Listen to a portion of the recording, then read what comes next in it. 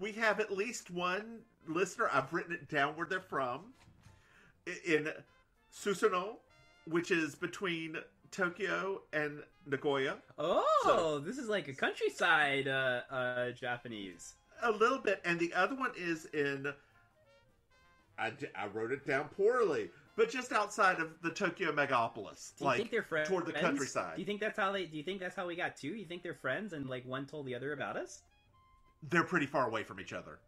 They have social media just like we do. That's true. It could be, or it could be like some Americans over there. It could be... it could be like, if you think about it, right? Okay. Oh, no. I'm trying to not go anime, like, deep, because that's immediately what my brain thought. So, like, commonly in anime, people are in school far away from where they come from. So maybe they're friends from school and they're on a break or something like that. And the other one's, like, back home with their family right now. And, I don't know. I'm just going for... Just a little bit of an aside before we keep on going with this episode, which is episode 2. The pageant. The pageant. Is it beauty pageant or the pageant? I think it's just the pageant. Okay. Do you like slice of life animes? Yes. Like sweet little slice. Silver Spoon. I feel like I've seen that one. It's about some kids at a agricultural... Yes! Oh my gosh, that's one of my favorites. Like, I forgot all about that one. It's been years since I've seen it. I loved it so much. Yeah, it's great. Oh, it's such a good one. And Polar Bear Cafe, if you've never watched it. Yes, that one too! I love that one too! Pinky-kun! Oh, sorry. Every once in a while, to make myself feel better, I'll listen to La Mambo. We could totally do it. We could do an entire podcast on slice of life anime. By the way, we could. It's literally true. Do it. I'm Julia Sugarbakers. I'm Julia Sugarbakers. I'm Julia Sugarbakers. I'm Julia Sugarbakers. And that's Marjorie.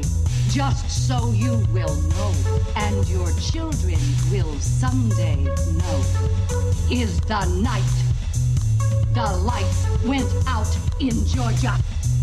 The lights went out, the lights went out, the lights went out, the lights went out. And that is the night the lights went out in Georgia. I'm sorry, I didn't know. Well, now you do. So, Hello, listeners. Hello, listeners. We're glad that you're back, all 4 of you. No. What are you talking about? We have 20 for this. What? Yeah, You didn't tell me the total listeners. Well, I think it's 20-ish. It's somewhere around. You see, I did a thing and I put an ad on Facebook for this. I spent $10 just to see what... And we got 1,200 looks at the ad, and I was like, "Oh, 1,200, that's great." Which turned into 20 listeners. That's actually not that bad. I mean, technically, that's not. I actually do coaching on Facebook ads. That's actually not bad. So, welcome to our 20 listeners. Welcome, I don't know how many of you actually subscribed, but hopefully you did. Yeah. And if you didn't, well, then you weren't listening to me right now. Or, they might be back, right? You never know. That's exactly right. That's awesome. Please like and subscribe or whatever you do to podcasts. Us. Please like and subscribe us. That way we'll know. I mean, we're going to keep doing these regardless. So, but that would be good to know that we're not doing it into a void. That's exactly right. So, in starting this episode, I feel like the title should be "The Search for Meshach Taylor," because he's still not here. Well, we can't. We could definitely point out that Meshach is still not on here, but I mean, it's a slow burn. It's building up. We're still establishing the female dynamics. So that's absolutely true. We don't need to be throwing in no Meshach Taylor into the mix because we don't need a gay man. Something like that. So we open on Charlene and her chair again. Ugh, that chair. That's a weird phone call, by the way. Like, and go ahead. You start. I have a note about that. So she's on this call, and she's like, "Hey, okay, oh, yeah, bye." Hangs up, and then like they ask her, Maryjo asks her, well, "Who was that?" She's like, "I don't remember." And this is my problem. Number one for this episode. Right? She's like, "I don't know." So, we then find out literally like 3 minutes later that she actually did know. It's that she didn't want to say. Right. And so, for me, this was already like a little red flag. I was like, whoa. Yeah. You have this side gig, which, by the way, America, her side gig is with Kemper Cosmetics. Thank you. I was like, I don't want to flip pages. Kemper Cosmetics, who MK cosmetic company. They set it up. This sounds almost like a Mary Kay. And Julia really kind of shades it a little bit, and and basically kind of like makes it sound like it's weird, and I can't understand how you go into people's homes and give them makeovers, and which I'm exactly like Julia there. Why are you going into other people's homes, this stuff? I have friends that do Mary Kay, and they love it, and they legitimately love it, and that's true. And so I know that back then in the 80s, if that actually wasn't an uncommon thing, not necessarily Mary Kay, but there were lots of those, right? I don't know if you remember this one from the 80s. Do you remember Princess House? Yeah. Yeah. Like, I had cousins that did Princess House and had parties, and, like, my mom, like, she never sold it, but, like, they, she helped, like, do the food for a couple of my family's Princess House parties, like... I mean, there was also Avon. Yeah, it was like, it was a thing. It was very prevalent. My aunt did something called Beauty Control. Oh, I remember Beauty Control. Yes. Isn't that a great name, I remember those catalogs, because people used to give them to my mom, and she'd bring them home. And, Beauty Control. Beauty Control. Yeah, no, it's... but what's funny is, like... Because Charlene said something in there. I don't know if you remember the joke about the lady she met at Carl's Jr.'s. Yeah. But the thing is she said that, she said, I met this lady at Carl's Jr. with a poor problem, and tonight I'm going to go there and close him off. And I thought, that is so great to me, personally, because I was just like, why not, right? Like, let's actually talk about it, like, hey, some people actually don't know about makeup. Even to this day, there are people that are terrible with their makeup, and those kind of Mary Kay consultants and things like that, they actually help them. Well, and then, as we're talking about makeup, who storms in but Suzanne? Oh, and she's we so learn upset. She's so upset. She's so upset. And watching this episode in hindsight, now at the age that we are, boy. I think she was actually so she's upset because she's turning 30. 30. She says 29. She's actually turning 30. But I think she actually turned 30 in this episode. Like, that's... Yeah, I know. I think that's actually, like... And actually, it was really happening in real life. Yeah, and was it just me, or did they really... Like, the styling age her up? Because I thought her face was perfect, but... Well, Eric... Even for the 80s, her style was older. Yeah, but that's how everybody was styled. If you go back and look at, I don't know what it was about the 80s now, because I actually when she said that, I started remembering some of the sewing patterns that I came across from the 80s, and you saw this too when Maryjo and her daughter are in the bathroom. Yeah, there was something about some of the 80s styles and fashions that were like very Little House on the Prairie, and like. They just made women look much older than they actually were. I would also like to mention that this episode has my favorite of Julia's hairstyles. That part that it's like less on one side and more on the other, and it's a huge swoop. Yeah, I think it looks so good on Dixie Carter. It is my favorite of Julia's hairstyles. Yeah. Props to the hair and makeup for this episode. I do believe hair and makeup was the only Emmy that they were nominated for, or won, or something like that, if I'm not mistaken. Oh. They didn't have the same Emmy love that the Golden Girls did because, you know, Hollywood was not really into, that. So, Yeah. but I do remember that they did actually get some Emmy nominations for hair and makeup. Well, and then, like, Suzanne has her moment, and we find out that Charlene got news. And she tries to make Maryjo guess. I hate when people do. By the way, when that happened, I completely related to Maryjo. Not that I don't always Imagine. relate. Shut up. But yeah, when people do that in life, like when they just give you no context, no anything, no clue, no nothing, and they say guess. Just like Maryjo, I was like, that makes me crazy. Why do you do that? America that's listening, or the rest of the world, why do you ask people to guess things if they have no context for what they're guessing about? Well, if you guessed that Kemper Cosmetics has found their next Miss Preteen Georgia, you would have guessed correctly. Oh, man. And if you'd also have guessed somehow it was Maryjo's daughter, Claudia, you would have also guessed correctly. So obviously, a little bit of our segue today, we're going to be talking about pageants a little bit as well, just because, you know. So, I think for me, the best line of the entire episode is when Maryjo refers to it as it's like a breastathon at the Olympics, and and I thought, breastathon, my goodness, this is now the second episode where Maryjo has talked about breast. Yes. 2 out of 2. Yes. Because we found out that Maryjo really doesn't like beauty contests. No. She feels like they're exploitation. Nor does Julia.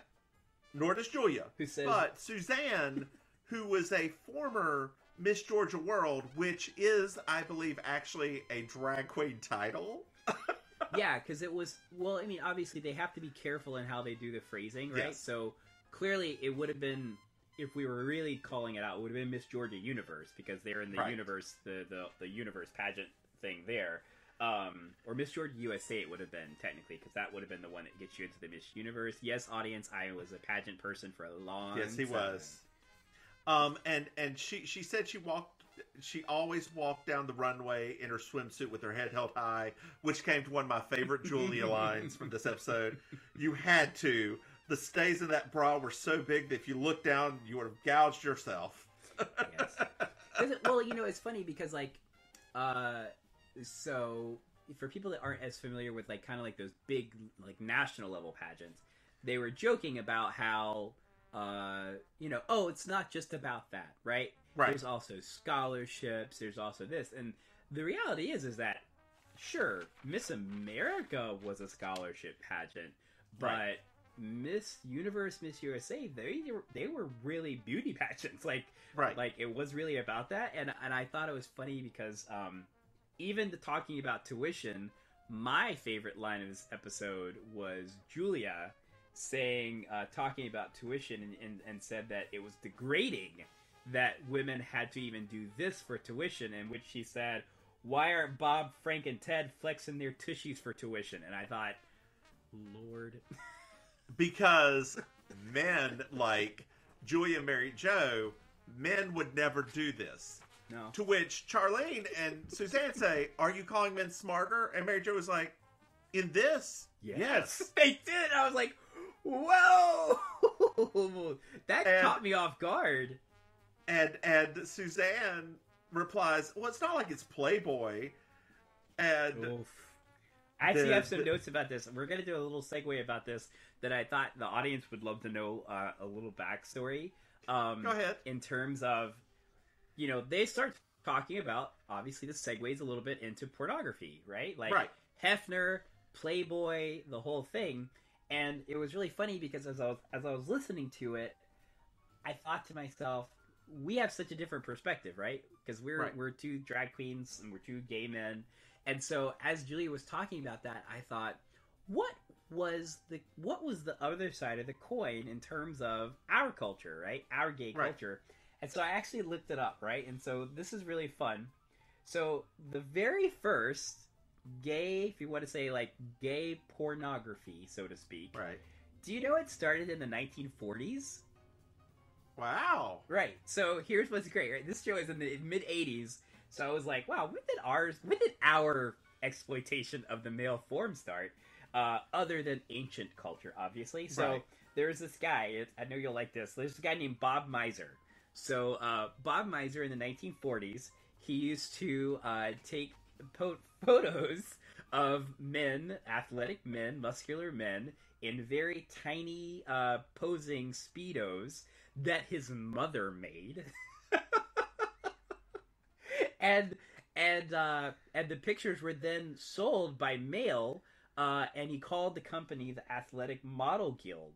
And so basically, if you subscribe to the Athletic Model Guild, you would get these postcards in the mail of the male form. Some of the famous people that posed for the Athletic Model Guild included none other than Jack LaLanne. Oh.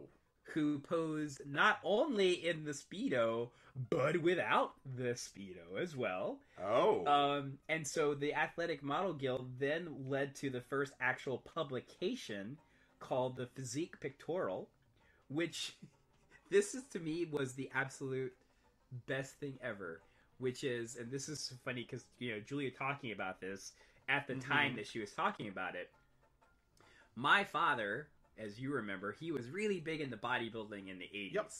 And there were men on the covers of Muscle and Fitness, Flex Magazine, all of these magazines in the 80s that were in the same level of undress as the men back in the 1940s.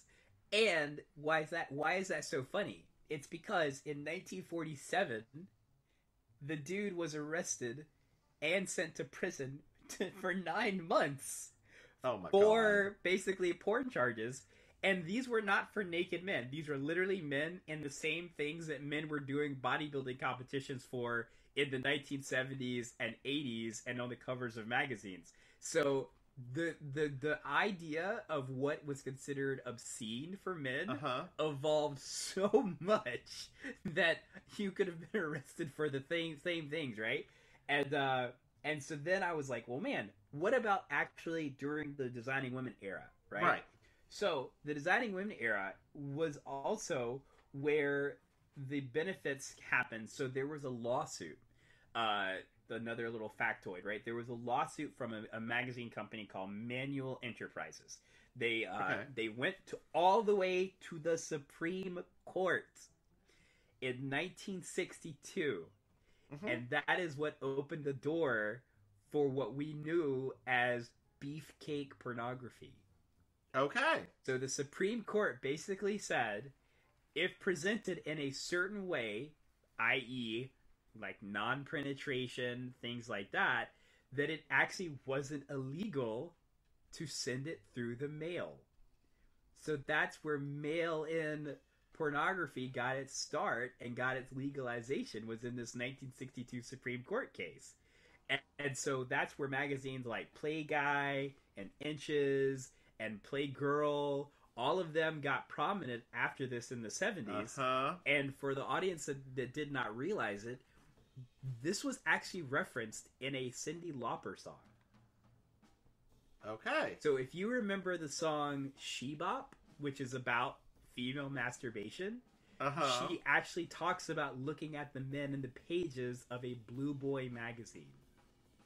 Okay. So I thought it was just funny because as Julia was talking about how you'll never see men in this kind of way, I was like, oh, wait. For our people in the mid-'80s, this had been the status quo now for 20 years. When you were talking about the dude in the 40s with the Speedos, yeah, I was just picturing, what is the Marilyn Monroe movie with the... Which one? It's got the scene with the swimming. Oh, you're talking about Gentlemen Prefer Blondes. Yes. Yeah, that's when Jane Russell does the song.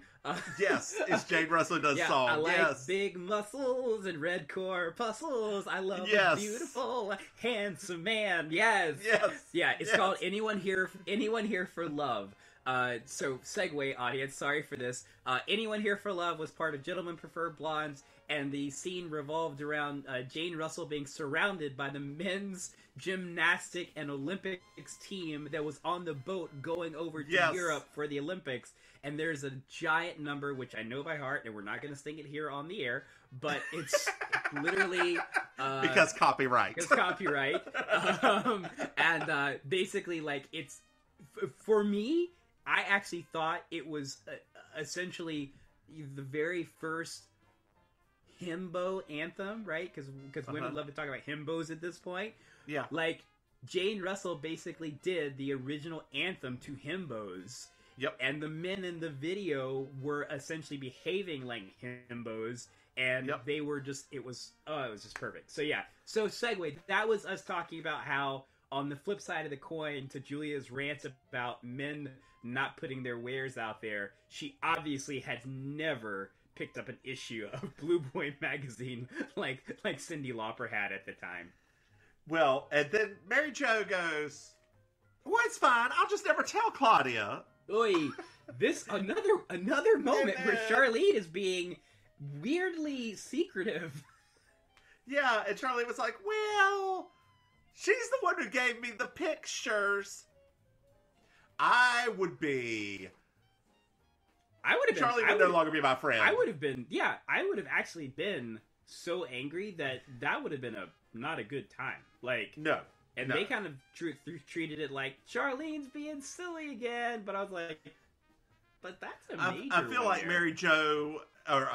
Julia pulled her aside and said, hey, if you ever do that again, you're fired. Like, as a boss, I felt like that too. I was like, this feels like if it was a real world scenario and not a situational comedy, that actually would have been a kind of a big deal. Right. But it's Charlene, so how can anybody be mad at Charlene? So now we to Maryjo's house, where we meet Claudia and Quentin, her children. Aww. Quentin is so cute. Her and Claudia are having a conversation about why can't she go do this pageant, and then Quentin comes in and has his little piece. I did a little research on Quentin. Okay. He's played by someone named Brian Lando, who is a producer of reality competition things like Guys Grocery Games and A Very Brady Renovation. Oh my gosh, that's great! Yeah, it is. Oh, that makes me happy, because he was such a cute little kid there that, like, I didn't even think about him. I was more focused on Claudia, but that's actually great, because 80s kid actors did not have happy endings like that. No, they did not.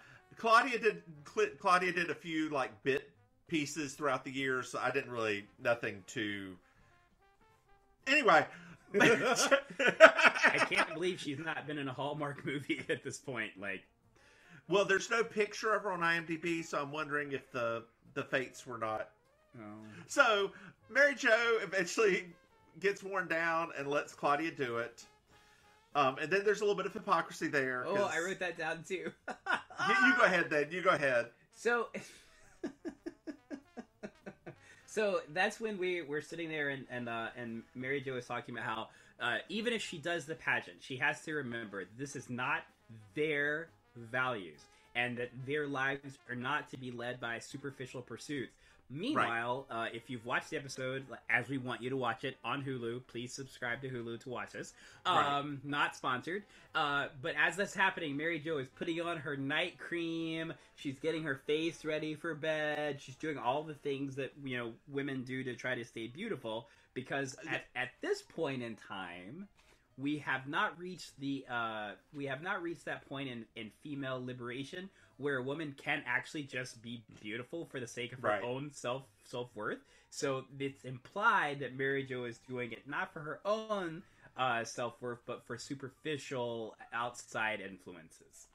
Right. And so I thought, like, in watching this, that this would be the perfect point for a commercial break, because we're but it's not. We then suddenly we're at the pageant. So this is something that I was confused about, right? Okay. Because I don't know about the rest of our audience or our listeners, but as an avid watcher of Toddlers and Tiaras, I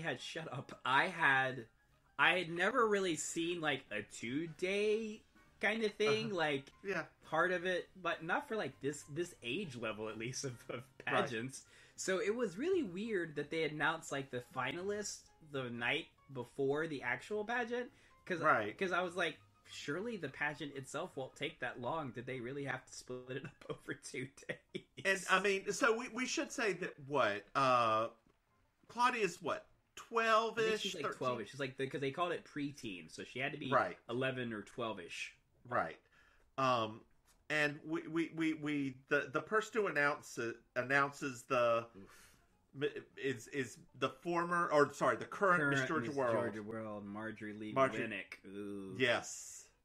Marjorie Lee Winnick. Lord. I mean, you know what though? I watched this episode twice, so I watched it early in the week and I watched it again earlier today.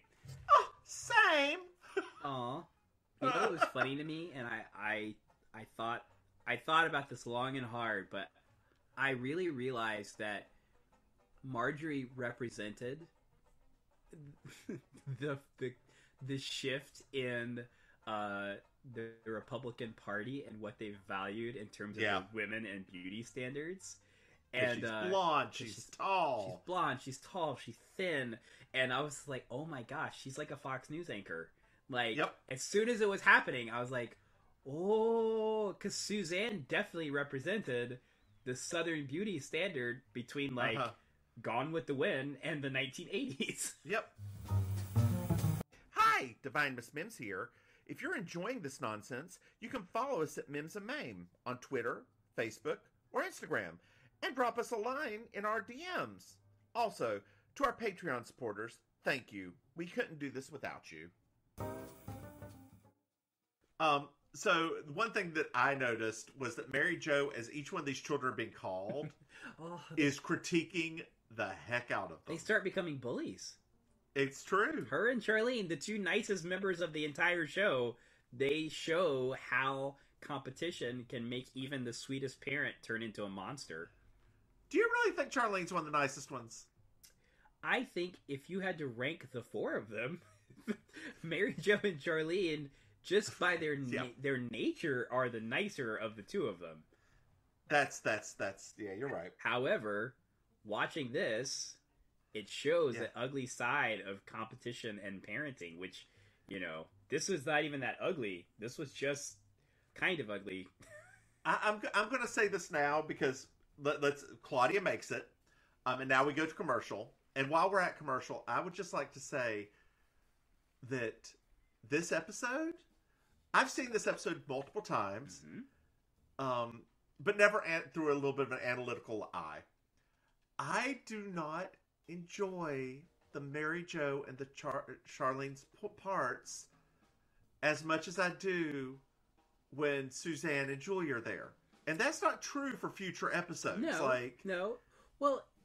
Well, that said, though, like they're given very specific roles in this episode, right? True. Like, for example, I don't know if you picked up on it, but there was a little bit of a racial tinge in Maryjo's critiques. So, as Maryjo is going through the different girls, she talks about the hips on one of the girls. And at first you're kind of thinking to yourself, like, you know, whatever. She's talking about all of these young girls who are, by the way, preteen women. And so as she's doing that, she talks about the hips on one. And then when you realize, when they do the pan up as the fourth runner-up comes up on stage, she's talking about the only black female contestant out of the four of them. And I realized as I was watching it, I was like, oh my gosh, this is still part of that sexualization of female black bodies. And even when we're doing it in a light-hearted way, it still made its way into this episode. So uncomfortable, too. Yeah. I was like, why would you be even talking about her in this way? Because these are not even teen girls. These are pre-teen girls. Right. So I thought, man, because the thing is, right, like, obviously we know America. We're not talking about actual Maryjo. We're talking about the writers of the show.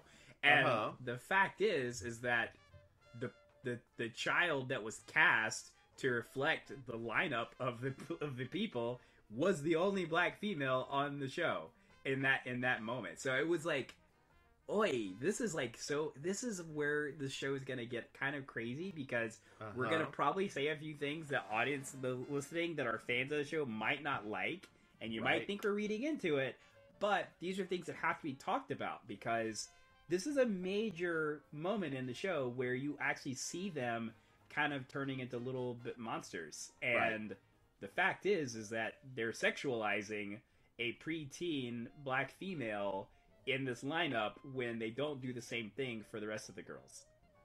Right. So now we're back at Sugar Bakers. Sugar Bakers. And Claudia and Suzanne, are Charlene and Suzanne are coaching Claudia. Yes. Oh man. Pretend there's a board up your spine. Yeah. Woo! God. Can you imagine? Like, I actually thought about this because I remember watching the girls practice for the pageants in our high school. I remember, the different pageants that we used to go to. Well, I hosted the ones in our senior year because apparently that was a skill that I didn't know I had. And I remember the practicing for it, and I remember that was like still a thing, right? 1997, the South, that was still a thing. Balancing a book on your head and all of that stuff was still a thing. What are you talking about? It's still a thing. I know. Like 2021. It's still a thing. It's still a thing. Isn't like it these interesting, small though? southern towns. I think it's interesting in a way. Queens. Huh? It's interesting though when you think about it, right? Like the things that survive the eras, right? Like how is that still? Obviously, we know that there are people that win these pageants and win these titles now that are not conventionally like what you would imagine. Like there have been some trans females that have won their high school pageants, and males as well. But it's still a thing that's there. It's still a thing that people are competing for to this day, and you're kind of still scratching your head of like, is that really the best thing for everybody's self-esteem? Like, and the one thing I got from this little scene, this little vignette, is Claudia seems to like Julia the most out of all of them. Like, seems to get what Julia's selling more than her mom, more than Suzanne. Like, well, if you remember, more than Charlene. Julia is the only one that she calls aunt. That's true. She doesn't refer to Suzanne, and she doesn't refer to Charlene as aunt. She only refers to Julia as aunt. That's true. The one thing I got out of this is when you're short, heels are necessary. That's the one point that I got out of this entire segue. And I'm not short, I'm average. I'm average. That's the thing, honey. We want you to be better than average. And I thought to myself, you know what? The first time I put on a pair of 4-inch heels, I also felt, this is great. Uh-huh. So I side with Suzanne Sugarbaker in this. About 3 hours later, your calves are not saying it's so great. Oh, honey, after 20 minutes, the balls of my feet are already saying, nay, nay, Fluffy, we are not doing this today. No, you should have put some pads in here, girl, because this is going to be a rough night. I have had nights where my husband has actually had to hold me up because I found some cute shoes and I did not think it through. And by the end of the night, my feet were numb and I was like, how am I going to even make it back to the car? So you take those shits off and you just walk. No, it's true. It's true. No, I did walk, but I remember very specifically when I actually had to do this. And if you know about me, you know that my performance area is in Miami. So walking down the sidewalk in Miami in the middle of the night in bare feet in full drag, I was a little bit feared. That's why anytime I did drag, I always brought flip-flops with me. I do that now. Like, directly afterwards, kick those. You can't kick those shoes. I always wore like the knee-high boots. I know you did. Unzipped and like have somebody yank them off your feet. And usually me. You throw those flip-flops on and then go to IHOP. Well, so I don't have flip flops anymore. I never did that, but I do have like more appropriate shoes, we'll say, because Yes. I can't not have the look still. I just need to have more comfortable shoes for the afterward. Well, now in the show, we're suddenly back at the pageant. Back at the pageant somehow. Like, bam, instantly, it's the night of the pageant. Yes. Marjorie meets Suzanne. Marjorie throws a little shade at her. Immediately. Are you the mother? And then we also, at the same time, like, there's a weird cut. You have Suzanne and Julia and Marjorie. Yeah, the weird back and forth at this point. Yes. It was very strange. They were in the makeup room. And then you have Charlene and Maryjo out front at like a food table. Interacting with dogs. Was it? Oh, it was hot dogs. Hot dogs. At a interacting with Debbie Hammonds. Let me tell you something. And her daughter, who kind of looks like Jessica Lange. Let me tell you something. What? I forgot how much I love this scene so much. That little girl doing that thing. thing. Little girl doing that thing. Oh my gosh! I forgot about the moment. And as it started happening, I literally was like, oh, I forgot how much. And the thing is like, now, think about it, and you think about the fact that Jessica Lange has turned into the icon that she is now. And even at that point, she wasn't at icon status. She was just considered kind of like one of the pretty actresses of the 80s. Yeah. Oh my gosh, the impression that it left on me of like, how adorable is it that like we're even talking about her, like she's just this like, you know, this kind of nothing Vanna White-ish, like she was on the level of Vanna White, like that's how they thought of Jessica Lange, and now she is literally like one of television's like legends at this point. So now we go back to the makeup room. Oh my gosh. And Suzanne's having a crisis because she's just an aging beauty queen. She doesn't, like, with no talent. Here's the thing, right? She's not Julia. I wrote this in all capitals, right? Uh-huh. Because, my goodness, when she said, tearfully, about all her speech about how she's just an aging beauty queen, how she has no talent, all she did was twirl a baton. I literally wrote, could you imagine how much money this woman would make now as a national pageant coach? Could you imagine? I know. I literally was like, oh my gosh. Like, this isn't even, like, the little moment that she had with Claudia, I literally was like, oh my goodness. This woman could be a literal, self-made, like, rich woman. Yes. Off of pageant coaching at this point. Yes. Not needing her 20 or 30 husbands, how many she's had. And at this point, also, if this took place in the current days, she would easily have her own empire, number one, be married, number two, and not have to divorce them, and number three, she would easily, because of her fame, be one of the Real Housewives of Atlanta. It's true. All of that would happen. All of it. And she'd have her own separate reality show based on her pageant coaching industry. Mm-hmm. Like Big Ange. Like Big Ange. Or like the lady that does Dance Moms. Like, she could easily have had a show on Lifetime where it was talking about her pageant coaching. So, Suzanne rushes out. Marjorie comes in. With that friend and of hers. sends some mean things about her to this other random woman who's in a dress. Julia's still in there. This whole episode also could have easily been called Catty Bitches. This could have been, because everyone is catty and everybody is mean in this episode. So, but before we get to the important part of this episode, we flash back to Debbie, and we learn that her other daughter looks like Vanna White. Yeah. Debbie turns away, and Maryjo says, "It's kind of amazing that she has those two children that look like that, and she looks like Lauren Green." I'm telling you, I had to look him up because I did not remember. You forgot Lord Green? And then I was like, oh, Bonanza! Yeah. Yeah.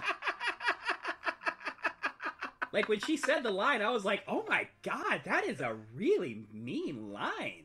So at first, I thought Debbie was being played by really young Ellen. Because she kind of looks like her. But it's not. It's not. It's not.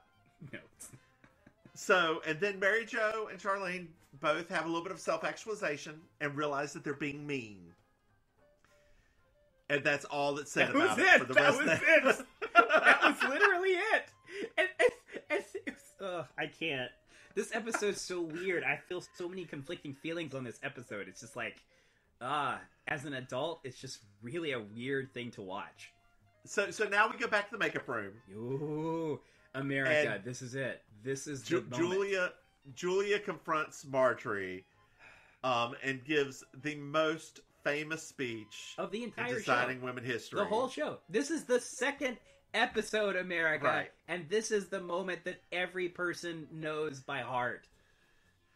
And that is the night the lights went out in Georgia.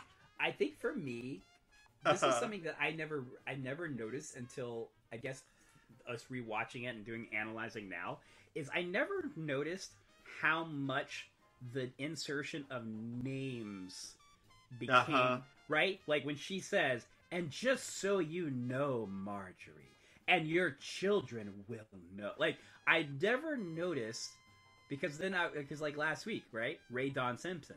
I was like, I'm going to start paying attention to this. Is this a thing that is a constant? Or is this kind of like in the early part of the show that they wrote them like this?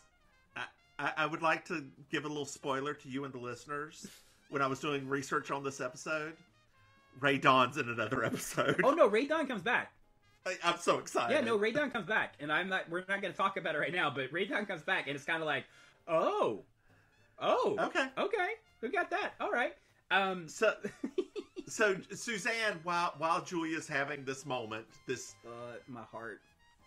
Suzanne looks in and is like, "Oh, my sister loves me." My heart just was like every time, because every time. And you know what?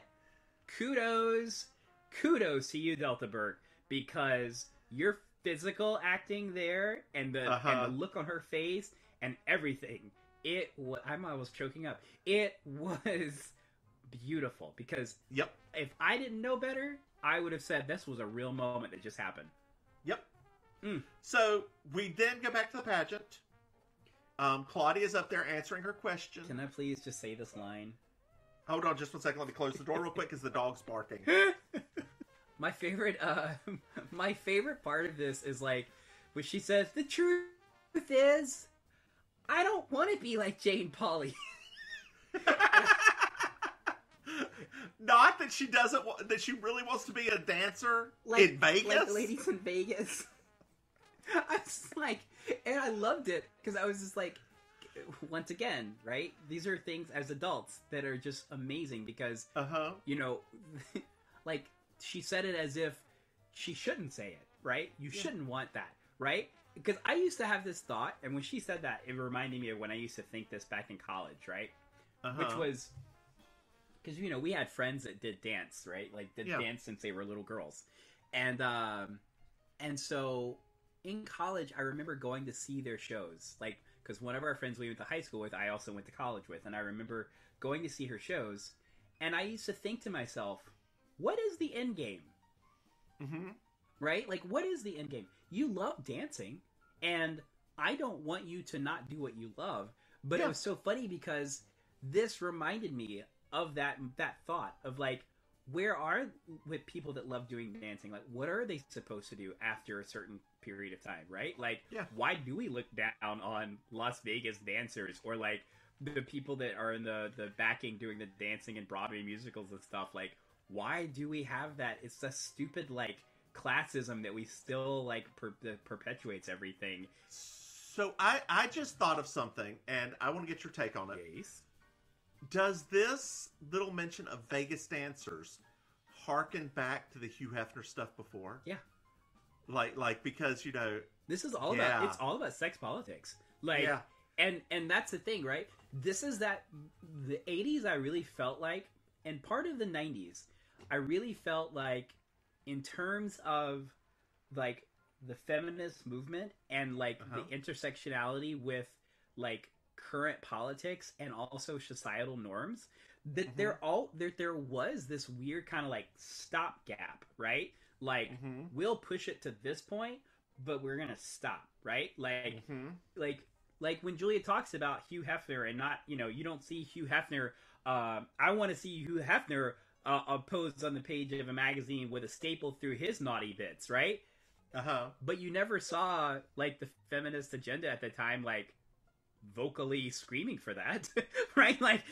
And so it was really funny because like when you think about like society, tradition, societal norms and things like that, you never really, there was always this weird line in the sand of like, oh, well, we're going to fight for this, but we're not going to legitimately say like, this is a great thing for women to do, right? No, same thing as like for men, right? It was like, there's always these like worlds of, these are good, this world is good, this industry is good, this one, however, meh, right? Like just like us, like for us as guys, we grew up in a time where blue collar was still like a dirty word, and like it didn't matter if it paid the bills, it didn't matter if you bought a house, like if kids, if they said that their dad worked in a factory, people would just be like, oh, and you're like, yeah, they have a house, they have cars, they have a life.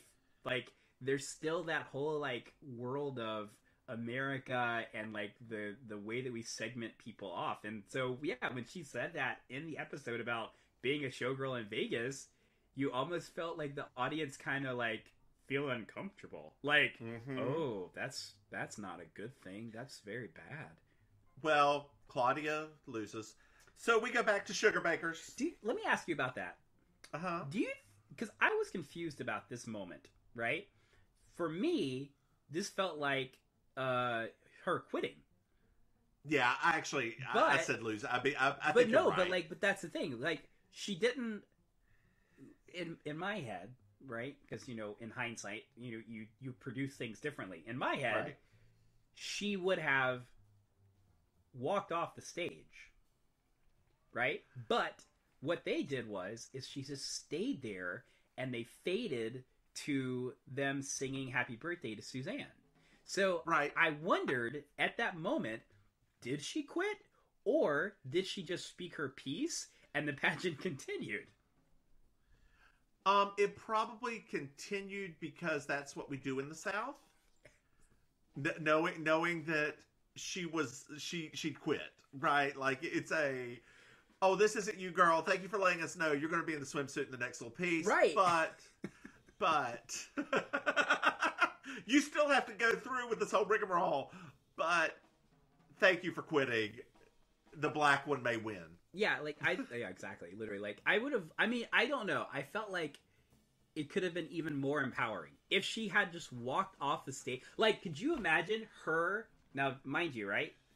Just so the audience knows, because this is gonna happen occasionally. I did go to school for media studies and things like that, so my brain sometimes speculates on how I feel like it could have been better. So, to me, if I was producing this show, she would have done what she did, and as she stepped off the stage, Maryjo and Charlene would have stood up and started clapping for her, which would have made the audience also clap for her, and that's what I would have dissolved into for the next scene. Right, I agree with you. However, there are two things. I know. Number one, we're only on episode 2. I know. Number 2, at this point in time, you've only got one of the women who speaks up. I know. And there can be no more than one because they've got all of their money in Julia, right? Like right now it is. And Dixie Carter may have even had my role, girl, don't want... Nah, that doesn't sound like what would happen, but... I just felt... I don't know. I just felt like her doing that, it felt like to me that it could have been validated better, right? And but you're also looking at a lens through 90s 2000s, right? I mean, I guess so, but I mean, good lord, if we're going to talk about Hugh Hefner having a staple through his hoo-ha, then good gracious, would that have been that much of a stretch to just have like a reaction from the audience that was a positive affirmation to what she was saying? Because it was more just like she kind of set it into the void, and then the music played, and then we dissolved into the next scene. Mean, also with that said, it could have been that was in there and it was cut for time. That's true. You're right. I mean, like this very was possible. the 80s. This was the 80s. They had very specific time restraints, so yeah, and very poorly chosen commercial breaks. It's not like they're streaming and like The Witcher, where every episode is literally a different length every single episode. God, Star Trek Discovery is the same way. Yes, you're like, why is one episode 32 minutes and another episode is 58? What is happening? My favorite was, this one's 40. This one's an hour 15. What is going on here? Anyway, so they're back at Sugar Baker's. They're eating cake. Julia gives Suzanne her birth certificate as her birthday gift, and it has no birth date in it. And her mom had Suzanne, according to the birth certificate, when her mother was 13. Yeah. And like, Julia was like, yeah, and that makes her a year younger than what I am right now. Yes. You know what's funny though is that like, for her mother, at least as far as I know, is that especially in like certain parts of the South and for certain parts of small communities, that's actually not that off. Like, birth certificates used to be like that slapdash with the numbers. So, you know, I was like, oh, well, there you go. And Suzanne then gives Claudia a tiara. So, going back to what you were saying earlier, does it have the same impact of her if she marched off stage? Does Suzanne giving her the tiara still have that much impact? Right. If she marched off stage and gets the applause, because Suzanne's giving her a piece of her past because she did better. Suzanne perceives her as doing better than what she did. No, I get that, but then Suzanne had to blankety blank ruin it because she had to always. There's always a Suzanne addendum. Always, always, always. After she does this wonderful thing, and the audience is right there with her, and they are totally like feeding off of this energy, she has to then make it clear that she didn't really like that crowd that much because it didn't look that good on her head. So, you read it differently than me. I read this as that is the Southern tradition of giving somebody something very expensive. I agree. And saying, oh, I didn't want it anyway. I didn't need that anyway. It's yours now. No. That is a very Southern thing to do. I know that. Just like you know that. However, within the context of what we're trying to establish for these characters, they will not give Suzanne a break. She cannot just come off as being who she actually is, which is a warm and giving person. They always have that. They always give her an addendum. It's like, if you think she's doing this completely wholeheartedly. So I have a note here. No. That Maryjo's outfit in the scene, that frumpy coat, that long ass skirt, those little boots, is so on trend today. I know. I know. They just had there was a meme about like some kind of like somebody did a screen capture of like clothes in Target and like what they look like, and I was like, wait, that's actually like what she was wearing. Yep. So everything old is new again. Yeah. So Charlene and Maryjo leaves. Suzanne thanks Julia for being her big sister. It was so sweet. And then she, as Julia's walking up the stairs, she says. Suzanne's already outside. She says, I still say 30. And you hear Delta Burke go, 29! from outside. And it ends with pictures of Delta Burke. I know. Over the credits. And then ending with Jessica Lange Girl. Yep. Which is so weird. It's so very weird. I was like, Because at first I was like, oh, I forgot that they had like a little montage of when she actually did pageants, and then I was like, I was having a moment, and then that happened, and I was like, why is it there?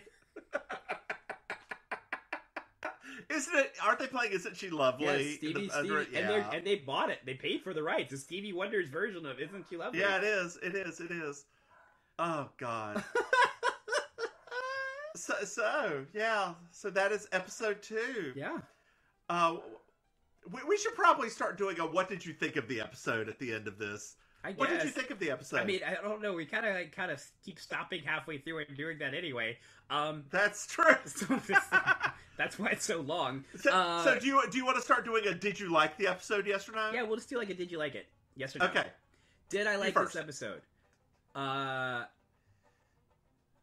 Let's do this. Actually, we'll do a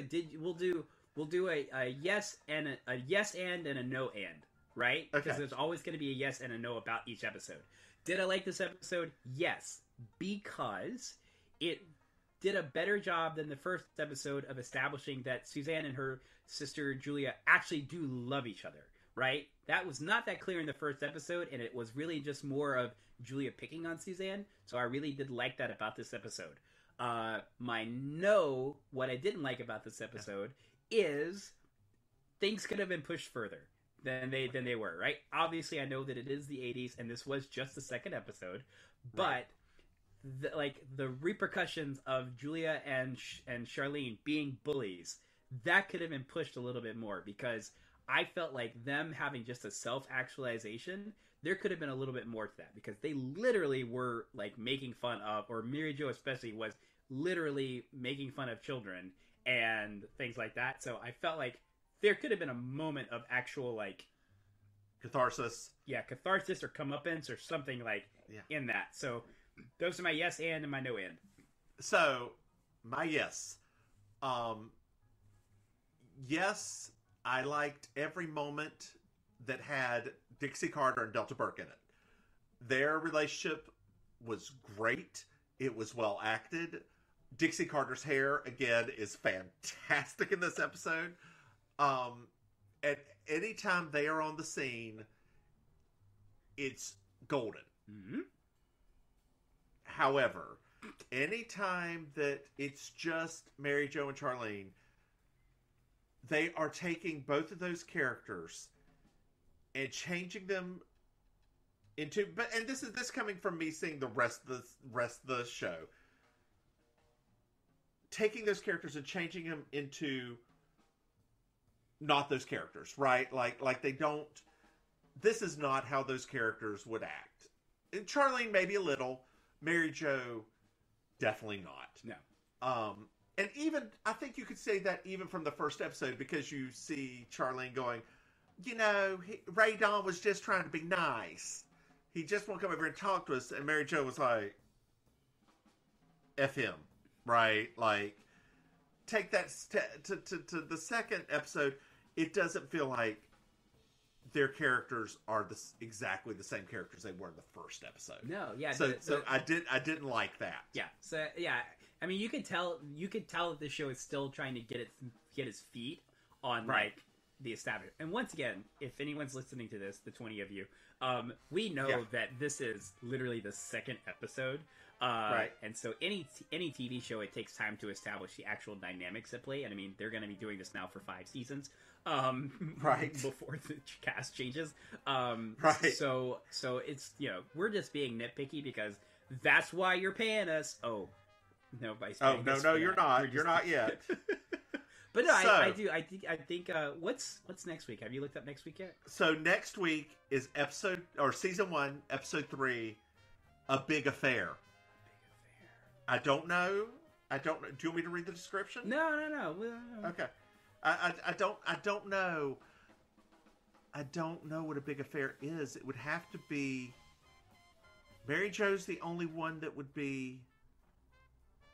I don't know. Unless Suzanne's maybe cheating? I don't think so. Well, isn't there we can't speculate, but we don't want to give away anything, but like, it could be, I mean, technically it could be any of them. We just don't know. True. We don't know what the context is for it. So, that's for you, audience. Also, you have your homework. If you have Hulu, if you have a way to find and access episode 3, The Big Affair, we'll keep plugging away, and we'll keep tagging Hulu to see if they'll maybe give us some discount codes so you guys can get some Hulu discounts.